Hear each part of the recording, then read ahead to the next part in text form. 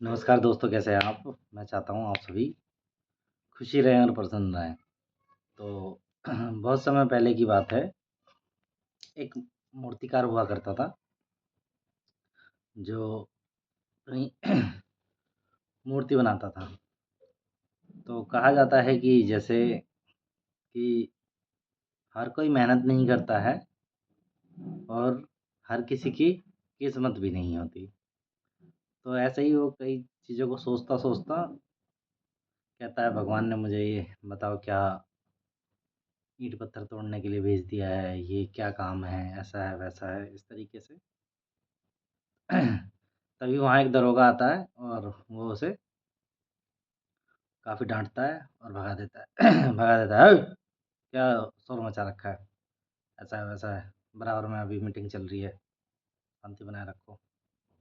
तो वो प्रभु की तरफ हाथ जोड़ के कहता है, "प्रभु, काश मुझे ऐसा अधिकारी बना दिया होता आपने, तो मैं भी अपना रौब दिखाता।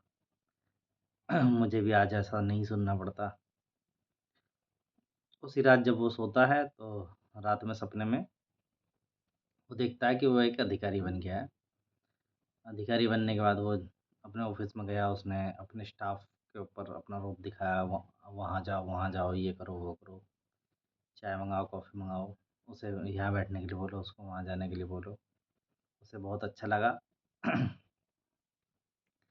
तभी एक नेताजी आते हैं और नेताजी आके अधिकारी को सुना जाते हैं कि हाँ भाई, क्या है, अधिकारी है तो क्या होगा? काम तो तुम हमारे कहने से ही करेगा, जो हम कहेंगे वैसा ही करना पड़ेगा, ठीक है?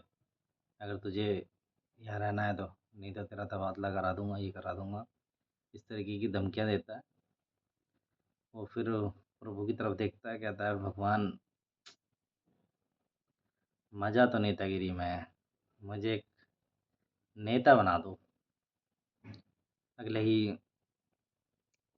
दिन वो नेताजी बन जाते हैं। नेताजी बन जाते हैं, उन्हें एक भाषण देने जाना होता है। अब वो अपनी बहुत सारे काफ़िले के साथ पहुँचते हैं। वहाँ लाखों की भीड़ उमड़ी होती है, वो देख के बहुत प्रसन्न होता है। जाता है स्टेज पे, स्टेज पे जाके देखता है कि आज गर्मी ज़्यादा है, तो धूप जो है बहुत तेज़ लग रही है। अब नेताजी भाषण देते-देते घस खा के गिर जाते हैं। गिर जाते हैं, गिरते हुए कहते हैं कि भगवान, मुझे एक ही दिन के लिए सही सूर्य की तरह ताकतवर बना दे, या सूर्य बना दे, जो मैं चमकता रहूँ। मैं भी देखना चाहता हूँ इसकी अग्नि में कितनी ताकत है। अगले ही दिन फिर वो सूर्य में कन्वर्ट हो जाता है। जब वो सूर्य बन जाते हैं तो वो देखता है कि पृथ्वी पे एक किसान जो अपने खेत में कार्य कर रहा होता है, उसे धूप महसूस नहीं हो रही है। वो देखता है कि अरे इसे धूप महसूस क्यों नहीं हो रही? वो अपनी ताप को और बढ़ाते हैं, लेकिन किसान अपना काम करता रहता है। तभी वो देखता है, अच्छा, नीचे वायु चल रही है, नीचे हवा चल रही है, इसकी वजह से किसान को मेरा ताप महसूस नहीं हो रहा है। वो भगवान से हाथ जोड़ के कहता है, प्रभु, मुझे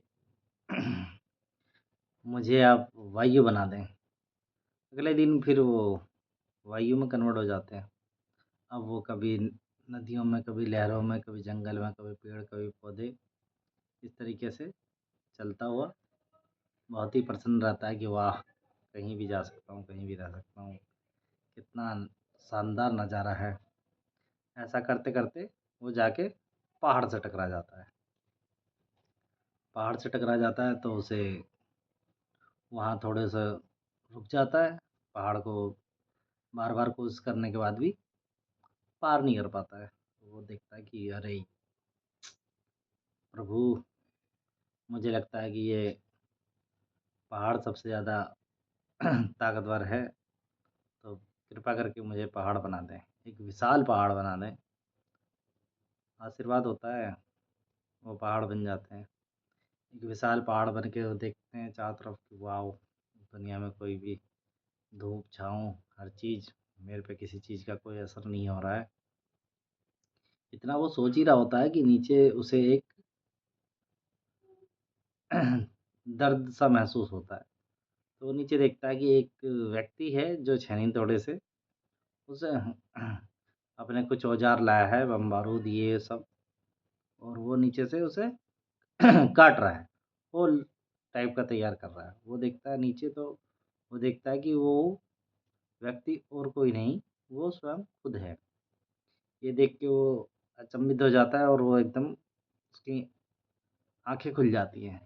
वो सपने से बाहर आ जाता है, फिर वो प्रभु का अभिनंदन करता है, कहता है, भगवान, आपने किसी को कुछ बनाया है तो बहुत सोच के बनाया होगा, इसलिए आपके किए कार्य पर शंका करने की कोई आवश्यकता नहीं है। तो प्रभु का स्मरण करें, हमेशा याद रखें, जीवन में जो भी है, जैसा भी है, जहाँ भी तुम जा रहे हो, जहाँ भी तुम पहुँच रहे हो, तो उसमें तुम्हारा कोई योगदान नहीं है, क्योंकि खेल तुम नहीं रहे हो, खेल तो मुरली वाला रहा है। तो धन्यवाद दोस्तों।